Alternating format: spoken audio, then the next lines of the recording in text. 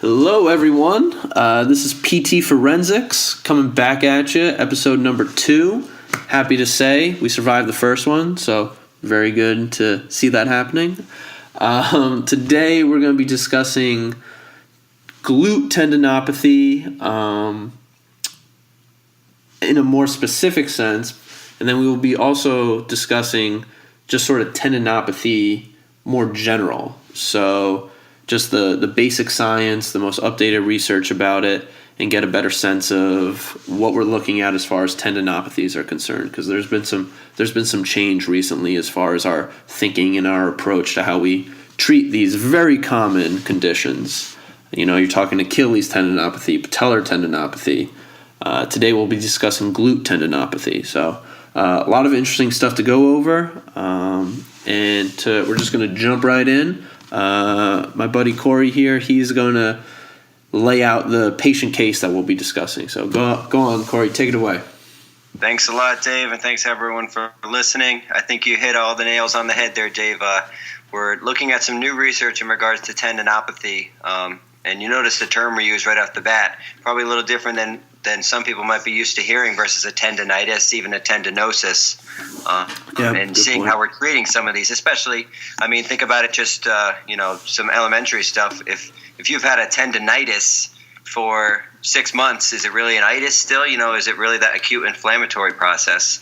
I think that'll be a good lead into what we get into with some of our research here. So let's delve into our patient case. Excuse me. The patient is a 40-year-old female with lateral hip pain, and she's originally presenting to a primary care physician. So she sees the PCP, she receives a diagnosis of trochanteric bursitis. I think one that most outpatient physical therapists tend to see this patient on a pretty regular basis. Primary care referred her to you with instructions to perform ultrasound, and the patient had pain for 2 months and has had difficulty sleeping on her affected side, difficulty crossing her legs to tie her shoes, difficulty going up and down stairs, and she has some trouble walking. Now, she works at a desk, but she does have to go up and down 2 flights of stairs to get in and out of her office every day. And upon your examination, you find that the greater trochanter, the iliotibial band, and the glute medius tissue are moderately to severely tender to palpation. So she has a hard time with you poking around in that painful area. She has a positive Trendelenburg on the affected side. Her hip abductors and external rotators are weak and painful. And you also notice an increased moment towards hip adduction and internal rotation when you perform an overhead squatting screen and when you watch her climb stairs. So there is our patient case, and I'll let Dave start us up with our first tendinopathy article. Yeah. So just to comment on that case real quick, this is, again, a very common patient that walks into the clinic, right? And I love I actually don't love it at all, but I find it entertaining that physicians, they really enjoy the ultrasound. That's going to have to be something. It's actually almost a branding issue in physical therapy because some physicians still just have the idea that we're kind of just ultrasound and massage people. Yeah, and electrical stimulation, right? I mean, it's right, sure. That's what we're seen as, and if anything, it's our duty to try and change that as best as possible. But you're always going to have that old guard of physicians that's going to say, E-stim, heat, ultrasound, and massage, right, for these patients, and then they come in and they already have this preconceived notion of what they're doing, and then it's that much harder to even work around that and change it. I agree. I usually tell my physicians, if I get the chance to talk to them, just check a Valen tree, please. Right, exactly. We'll take care of the rest. Oh man, it's almost like you want to say like, don't tell me how to do my job, and I won't tell you how to do yours. But I agree. We don't want to get too aggressive with these guys. Of course. Okay. So my case or my article I want to go over. It comes out of Australia. So I'm sure a lot of you have heard about this person. Her name is Jill Cook. She's a very well-known physical therapist down in Australia, or physio, right, as they say. She's been doing a lot of research on tendinopathies and just trying to get to the bottom of it. What's going on here?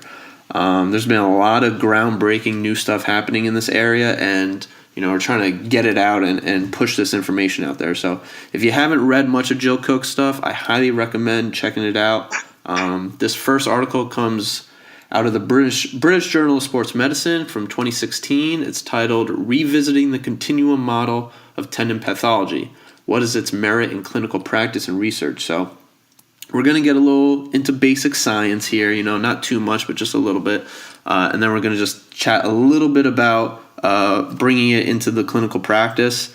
Not too much, because we're going to be talking about that more later. So going into it, she really just breaks it down first. There's a couple different models and thought processes when it comes to tendinopathy. The first is the thought about this collagen disruption or tearing model, right? The thought that the actual collagen in the tendon that makes up the tendon is torn. This is a widely held belief, but it takes a lot to tear collagen. You need very, very large and significant forces to actually tear the collagen fibers. Instead, recently, people are saying that, there's like a kinking or a loosening of the collagen matrix. But still, it's kind of hard to think that collagen is actually going to be ripped or torn or kinked or something like that. So there is shown to be degeneration in these areas, right? So the tendon degenerates. It goes from a nice, healthy-looking thing to a, kind of crappy-looking tendon on radiology aspects. And what is thought is that the region that becomes degenerated becomes what's called mechanically silent. So this means that area is not able to transmit and sense tension occurring through the tendon, which means that it's not working properly, right? So this lack of stimulus by the mechanically silent portion may explain the limited reversibility of degenerative tendon pathology and the lack of remodeling. So this will take us into a very interesting point later on, but again, very important to get this down, okay?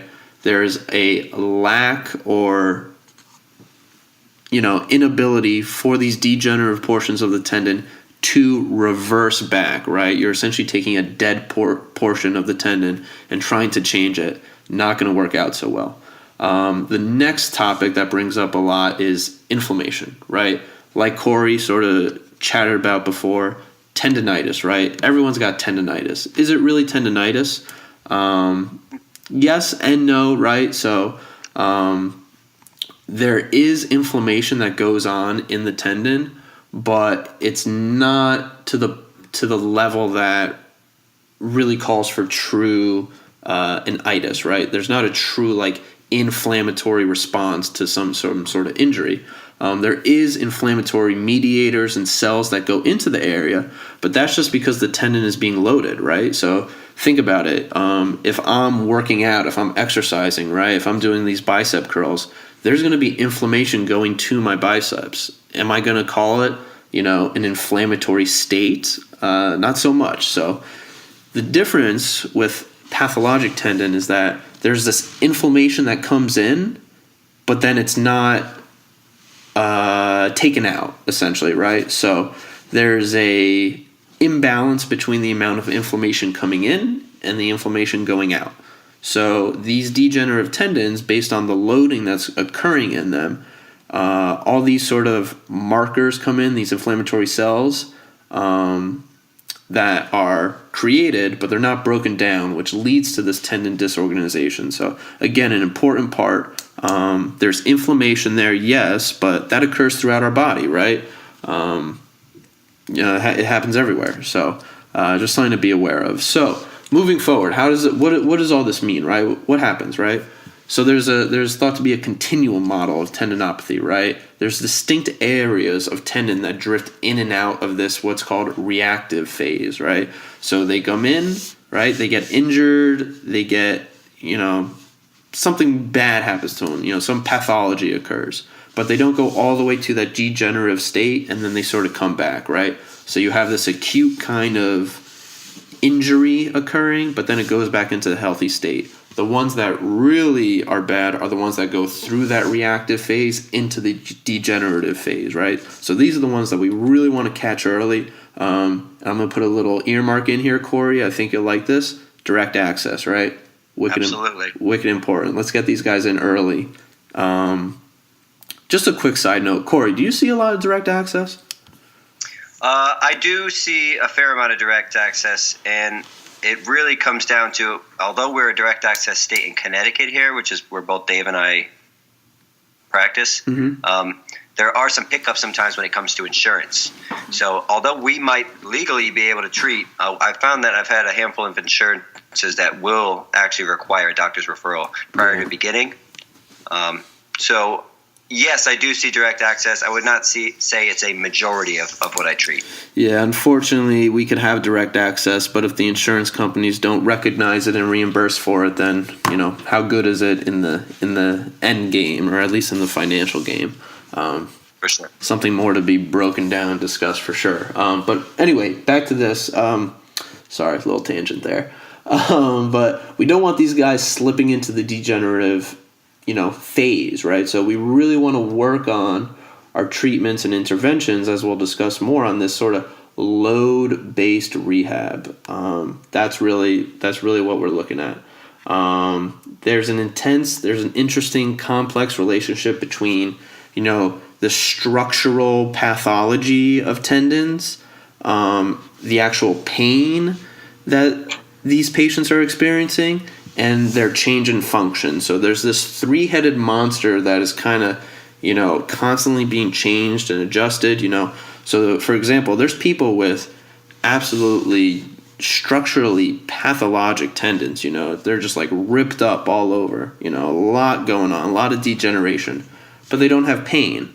But they can't do, for Achilles, right? They can't do a single leg, they can't do a heel raise, for example. So there's a lot of different theories out there about this. But really, and we'll talk more about this, the big thing about this, and a big saying that is going on in this tendinopathy research is, you want to treat the donut and not the hole.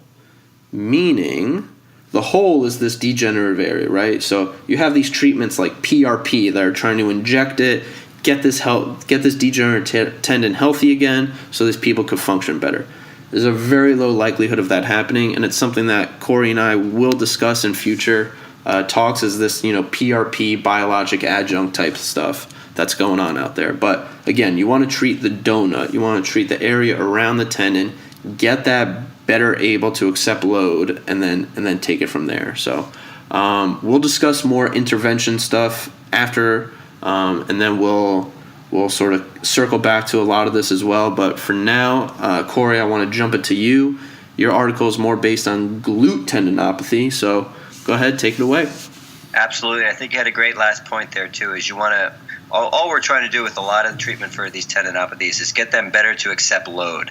And I think we're finding more and more that these tendinopathies, even when they become more chronic, they respond pretty well to loading up. So to get into my article here, I decided to review an article that was from the Journal of Orthopaedic and Sports Physical Therapy.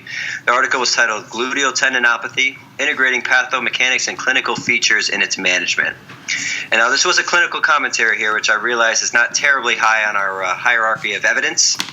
But to be honest, there's not really a lot of good, strong, randomized controlled trials looking specifically at treatments, especially for glute tendinopathy. Yeah. There's some low-quality evidence out there for things like eccentric exercise, right, which kind of originated with different types of tendinopathy, patellar tendinopathy, Achilles tendinopathy.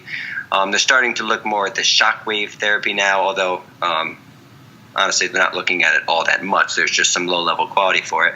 Cortisone injections and surgery in severe recalcitrant cases that might have not improved with conservative management. But I think this article does do a good job of explaining the pathomechanics, which may be an important educational component for your patients, as well as it also starts to get into some exercise-based treatment options and ideas. Now, kind of what we talked about at the beginning, this condition here, glute tendinopathy, or sometimes you'll also see it called lateral hip pain syndrome or greater trochanteric pain syndrome. But from your primary care providers, often you're going to get a diagnosis of trochanteric bursitis, right? They might walk in and say, my hip hurts. Does it hurt right there? Yep. Okay, you got bursitis. And it's now generally accepted in the research community that the most prevalent pathology in these cases is actually glute med or glute min tendinopathy. And in this article, they referenced two studies, a study of 75 patients with lateral hip pain and point tenderness over the greater troch, and only 8 of these 75 patients had any bursal enlargement or any bursal issues. And then another study of 877 patients with only 20% of those patients showing any bursal enlargement. So we're generally starting to accept that the bursa tends to be less of a pain provoker or a pain causer than the actual glute tendinopathy. So the article goes into a little bit about risk factors. More of the commonly cited risk factors have been female, gender, and age over 40. But they recognize right off the bat that none of these have really ever been validated. They also start to talk about low back pain, and up to 35% of patients with low back pain report lateral hip pain as well. And they found in certain articles that increased duration of back pain is associated with an increased incidence of lateral hip pain. We can do all kinds of different talks about, someone with low back pain, what's their movement compensation going to be? Are they moving a little bit different? Are they recruiting those glutes like they normally would? Again, I think, Dave, that could probably be a topic for another day. Yeah, for sure. They talk about some other risk factors. Again, none of these are validated. They talk about coxavalgum or verum. They talk about acute angle, greater trochanteric offset, and leg-leg discrepancy. They didn't get too much into that because, again, nothing has been really validated. So they go to talk about some diagnostic tests used to diagnose gluteal tendinopathy. Now, certain orthopedic tests have been validated against a reference test of an MRI confirmed gluteal tendinopathy. And some of these tests are the single leg stance test and resisted medial or lateral rotation and abduction, right? So just those few tests can give you a good sense of whether or not you're dealing with a glute tendinopathy. One of the important things they talk about, obviously, is to rule out the lumbar spine or the hip joint as a cause of pain. And the commentary here gives a nice table, looks at different differential diagnosis, some of those, the elephant in the room that you want to rule out, whether it's a bony metastasis, extra articular impingement, OA, RA, any lumbar spine referral. You can check out that article to look at this table. I think it puts it quite nicely. And then the next table in there shows specificity and sensitivity of specific orthopedic tests. So it goes through those medial lateral rotation and abduction strength tests, single leg stance test, the Ober test, and the Faber test. All tests that we all pretty much learn entry-level physical therapy. So, this is specific to glute tendinopathy with these sensitivity and specificities. So a few important points that they noted in the research about this specificity and sensitivity in patients with lateral hip pain. The most significant point I want to bring up is that the value of a pain provocation test has been shown to be improved by simply asking for the location of the pain. And I think it's something that's very important to ask during a pain provocation test, and it's very easy to implement. Dave, is this something you do with your pain provocation tests? Yeah, sometimes I ask. Sometimes I get caught in the web of asking does this hurt? Does this hurt? And they say yes, it hurts. But taking a step further, I like to say I want you to point to where it hurts. Right? Can they take their finger and literally go right to that spot and be like, this is it? And I think that gives you a good indication of kind of more general where, because sometimes we may think in our heads what's going on, but until that person objectively says this is where it hurts, then you're kind of shooting in the dark. So I like the pain provocation, but get it to where it's coming from. For sure, and I think especially when the patient's presentation might be unclear, right? When you still might not be entirely sure. Mm-hmm. So some other issues that they talk about in the methodological flaws of these studies include assessor bias. Right, so you might be looking for a certain thing when you're assessing these different tests, and then inconsistencies in the performance of the single leg stance test. And I thought this part of the article was pretty interesting, and I'm just going to go through it quickly.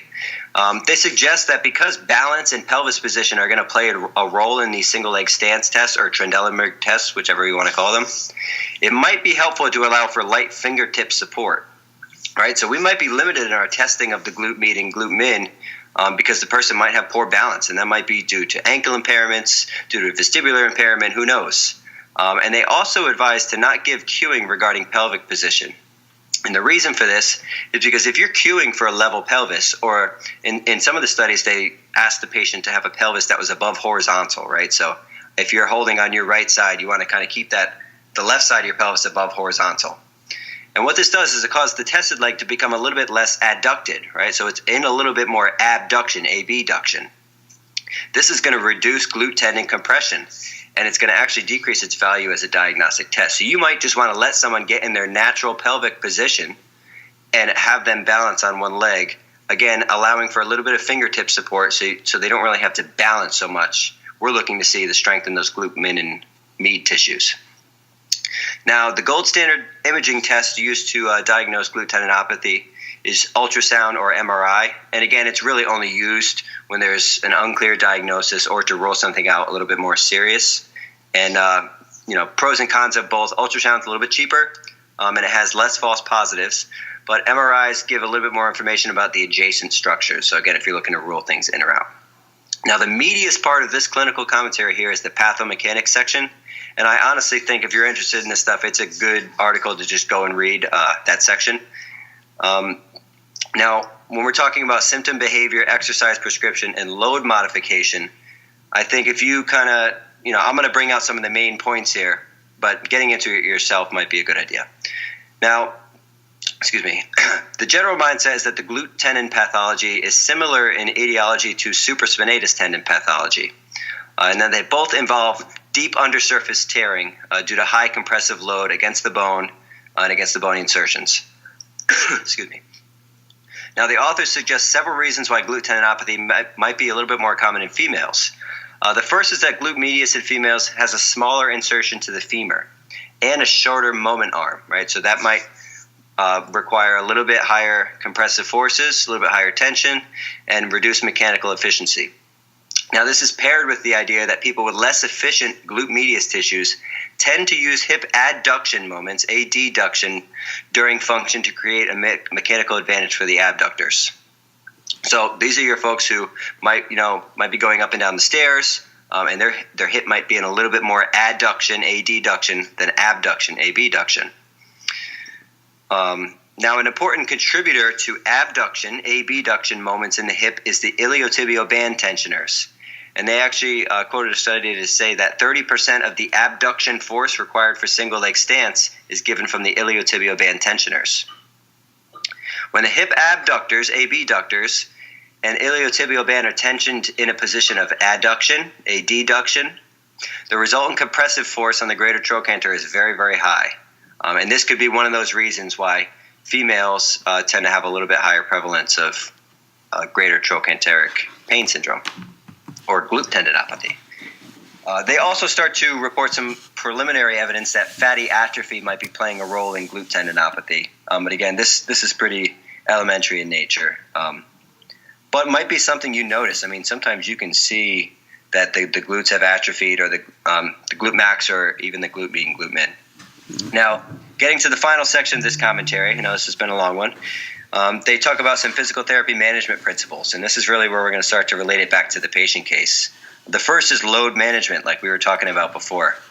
An important part of the management of these painful conditions should be addressing behavioral or postural habits that might be contributing to increased compressive force to the greater trochanter.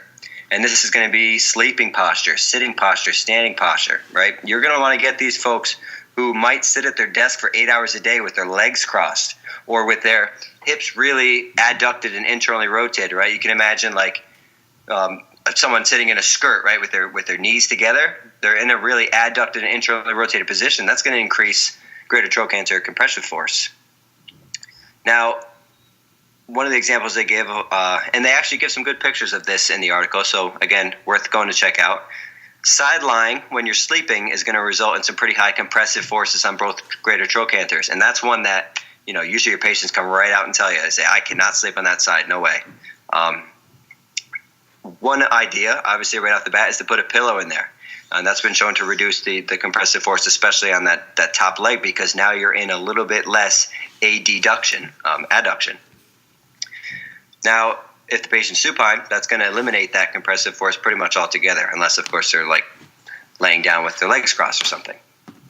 If the patient's sitting or stands frequently with their legs crossed, and excuse me, might sound funny, but I mean, you do notice people who stand there with their legs crossed. Actually, maybe they're kicking their hips out to one side, kind of attaining that almost like a goofy position. But if they're standing like that frequently, maybe they're leaning up against something with their legs crossed. That's going to result in some greater trochanter compression. Excuse me.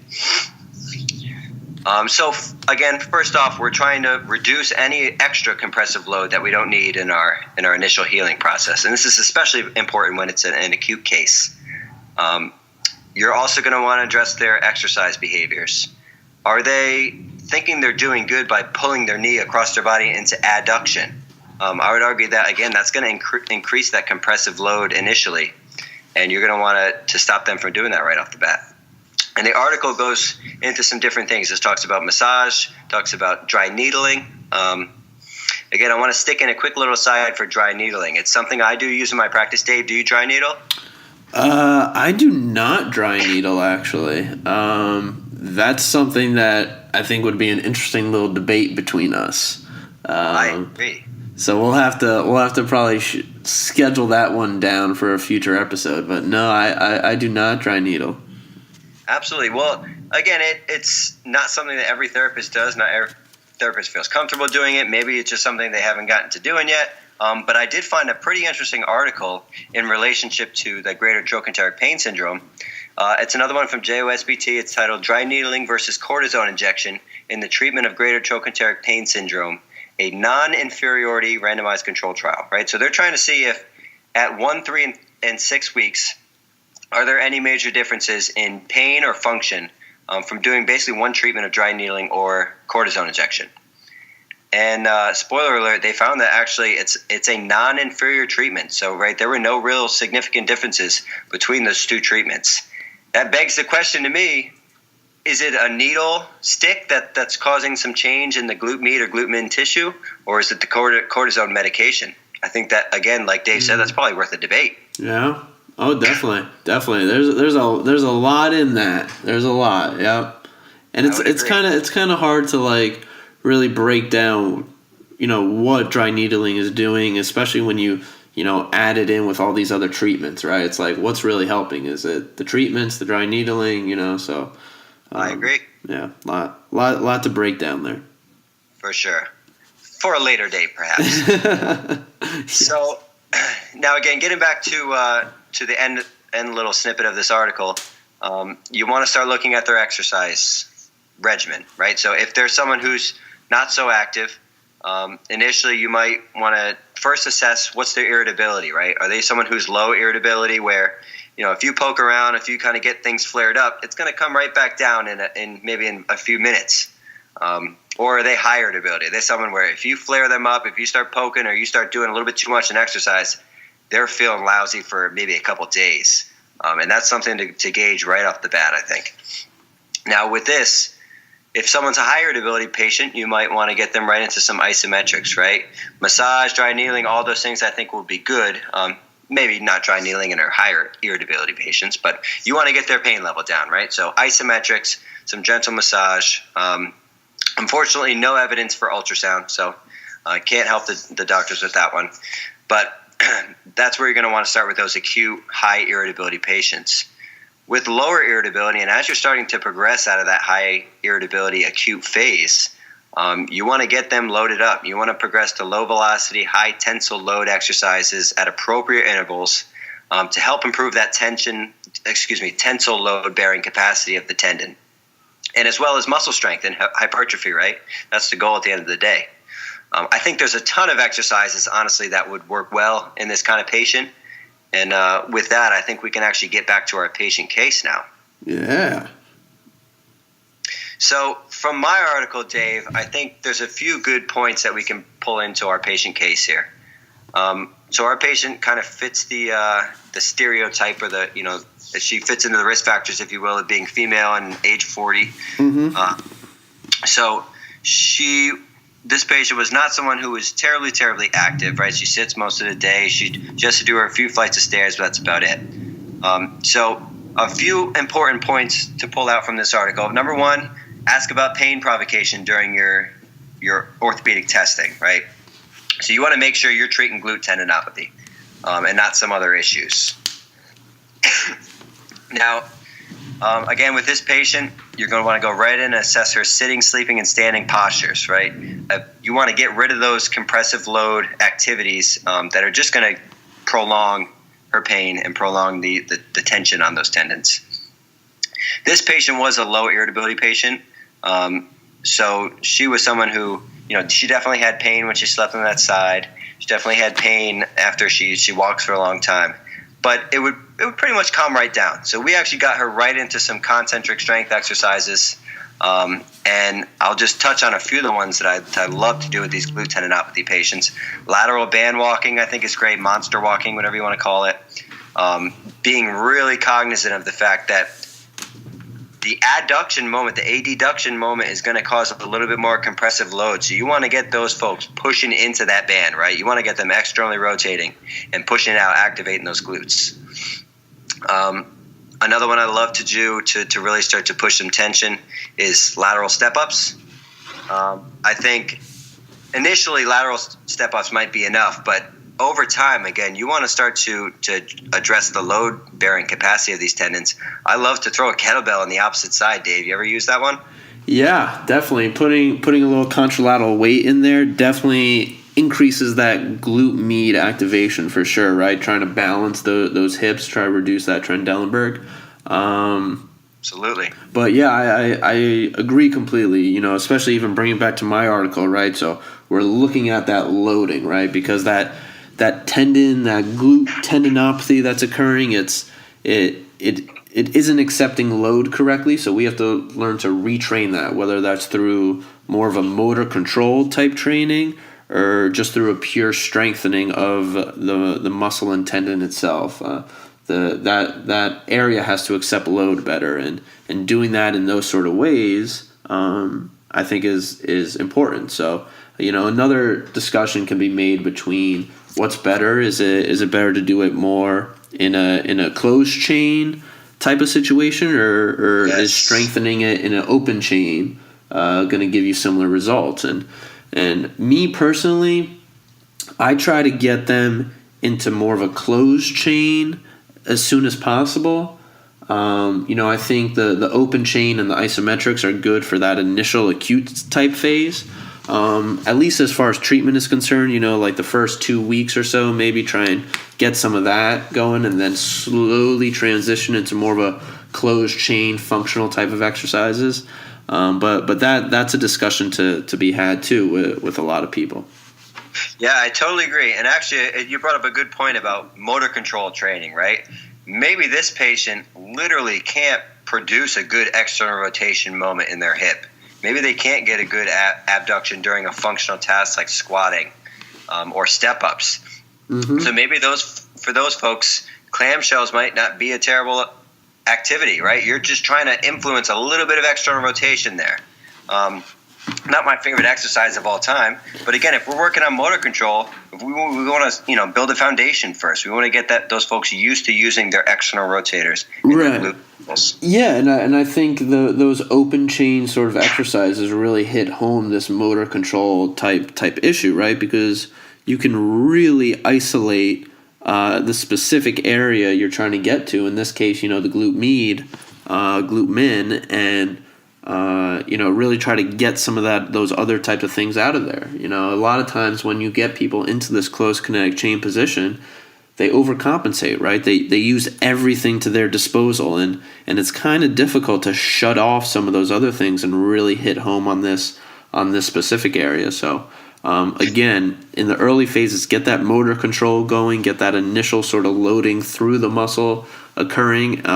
And then me, again, I like to slowly transition into this closed chain functional kind of squat, lunge movements, Right, and I'm actually even taking one step further. I want to almost bring like a call to action for physical therapists, right? I unfortunately hear so much, whether it's a patient coming from someone else or from another state or whatever, that they almost never left the table, you know? Yeah. They're doing their exercises on the table the whole time. And I'm like, listen, we have got to get you moving, right? We got to get you up and loading those tendons and getting off the table in functional movements like squats and lunges.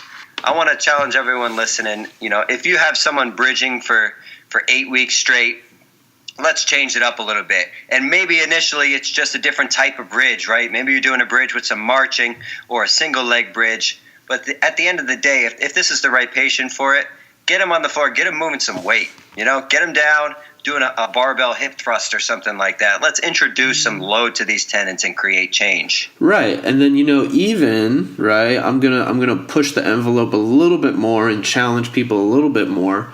There's no need to do those low-level table-based exercises if your patient education is where it should be. Right. If you tell these people and really make sure that they're doing like their home exercises, you should essentially be progressing them almost every single visit. You know, we constantly in the healthcare field are talking about efficiency, getting the best bang for your buck. And, you know, again, if I'm doing straight leg raises, clamshells, bridges on the table for 4-6 weeks, what benefit am I giving to the patient, you know? So it's so yeah, that's a good point. You know, we gotta stress them. You know, we're not going to affect any change in these tissues unless they're loaded and stressed correctly. So that's a good point. Is to, you know, we have to progress them, get them off the table, and even they got to start doing the things that they enjoy, right? So you gotta really hit home on some goals with these people, you know.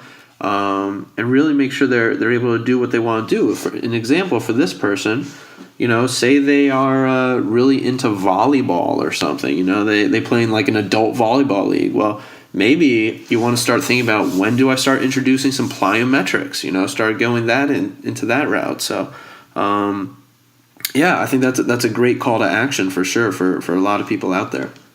Yeah, I absolutely agree with that. And again, your patients are going to notice a difference if you're making things functional for them, right?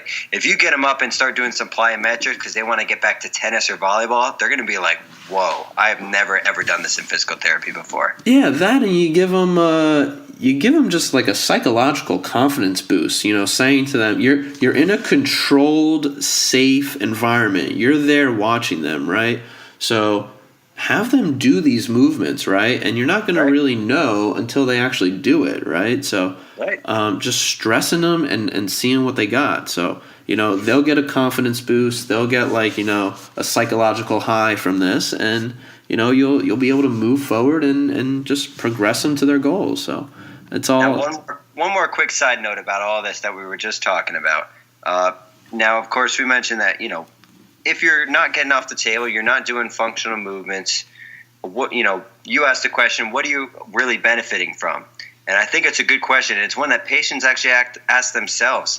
In a world now that's driven by insurance with high copays, and, you know, often physical therapy practices are you know, putting up shop where they might be a direct access, but they also might be totally cash based, right?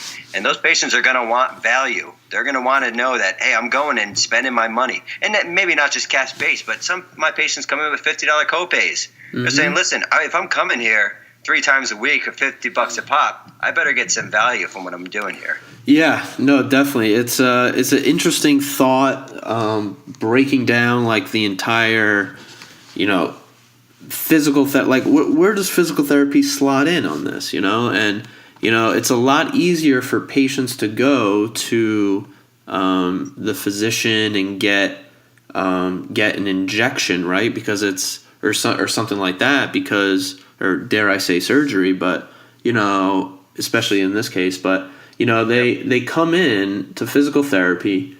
It takes time, right? We live in a day and age where patience and time is not the highest commodity around, right? It's what can you do for me now type thing. So, you know, I think it all circles back to patient education. getting these people to understand what's going on and what needs to happen there, and then just following through on it, right? We have to take some onus on ourselves to really provide the care that we look for if we want to bump ourselves up in the entire, healthcare game. I agree. And I think that's actually a great segue into kind of our final segment here, which is some big points. What are the big points from your article, do you think? Dave, you want to start? Yeah, so again, the big points from my article, there's really one, or I guess two, that I want to hit on. And the biggest one is the donut. We got to think about the donut. Once that tendon is degenerated, you will not be able to reverse it back to its healthy origin. So if you have these chronic tendinopathy type cases, this patient case she's been having pain for 2 months, so I guess more of in that subacute phase. But again, you get these long-term chronic tendinopathy type cases, they got a degenerative tendon. Don't worry about trying to get that specific point, right? Your cross-friction massage, your PRP, all this stuff, work on the area around it. Build that load-bearing capacity to the donut, to the entire tendon. Don't focus on the degenerative portion or the hole. So that's my big takeaway from my case, or my article. Awesome. I got a couple from mine. The first one being, I think it actually is really important to ask about the location of the pain during pain provocation testing. And this is really universal with most pain provocation tests, right? We're talking about glute tendinopathy. But I think in any of the tests where you're asking if that reproduces pain, it's important to find out where the pain is. Another one for specific to glute tendinopathy is to address their sitting, sleeping, and standing postures, right? Are they someone who's sitting there with their legs crossed all day, or their knees together touching, or are they sleeping on their sides? And addressing that is going to take them out of that really acute, painful phase, and it's going to help you in the long run. And the last one is looking at their irritability. Again, I think this is a good takeaway for any diagnosis, but you want to determine if there's someone who are low irritability where you can push them a little bit, or are they someone who, when you flare them up, they're not going to like you very much and it's going to hurt for a couple days. Because that's going to decide, are you starting out with isometric exercises to decrease pain in those higher irritability patients, or are you getting them right up off the table, getting into some strong strength exercises, band walking, step ups, squatting, bridging, bridging with weight. And it's all going to come down to how irritable that patient is. Definitely. That is some good stuff. So that's our episode for today. Episode number 2 coming at you.